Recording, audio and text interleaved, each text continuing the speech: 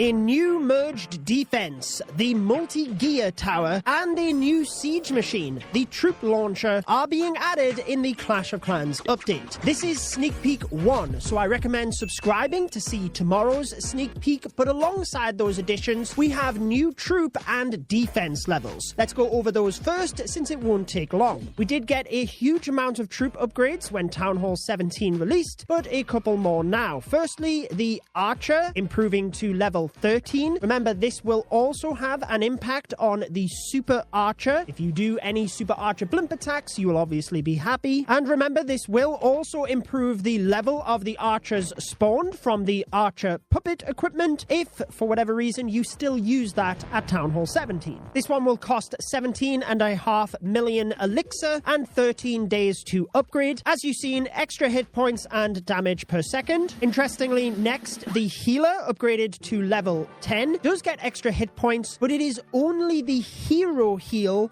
that is increased. So it will help with queen charges, warden charges, anything like that. However, the heal to troops is not increased with this upgrade. When it comes to the healer puppet for the Archer Queen, the level of healers spawned was always below the maximum, so again, that will not be impacted. For the next upgrade, the P.E.K.K.A. to level 12, this will impact the level spawned if you use the Siege Barracks. I personally use that one in my attack right now, so an extra 500 hit points per P.E.K.K.A. and 60 damage per second. We then have the Miner getting an upgrade to level 11. This will be helpful for any hybrid attackers, but at Town Hall 17 we see a lot of condensed bases, so the super variant and that of the super miner might actually be very helpful for this with the death damage. Upgrading the miner costs 21.5 million elixir with 14 days and 12 hours. These are without any gold pass perks, and whilst I am not verbally going over all of these, I will assure that all upgrade cost and times are displayed for anything throughout this video. We then have 2 dark elixir spells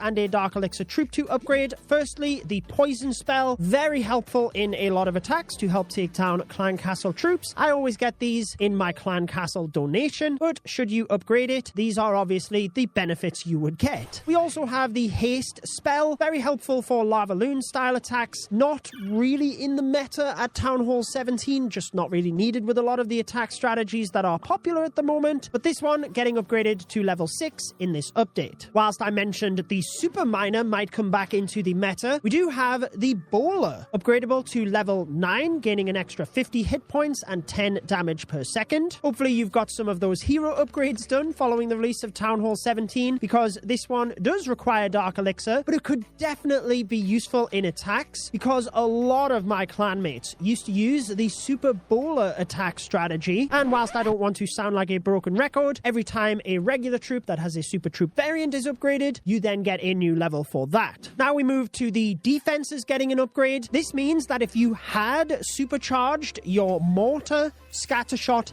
Expo, or Tesla prior to this update, those supercharge levels would now be removed since they are getting a new level. First up, we have the mortar to level 17. The design looks very menacing, but remember, it is the mortar. I guess it's always good for deterring flame flinger attacks, but it's not the top of my priority for upgrades. Being able to improve the splash damage around your base is massively important, so this is probably the defense that I will opt for first, apart from the new defense, which obviously we're going to get to. Moving along the current defenses that just get a new level though, we also have the Expo. We did see that these 4 defenses were leaked a little while ago. I talked about them on my second channel. You can see that the progress bar is not quite at the maximum when it comes to the hit points and stats. That is because once you have upgraded any of these, you can then do the supercharge levels as well. However, the final defensive level is for the hidden Tesla, an extra 100 hit points and 10 damage per second. I have to say that aesthetically, the Tesla is my favorite out of these. I think just the theme of Town Hall 17 overall, I am a fan of. When it comes to supercharging these defenses, I would recommend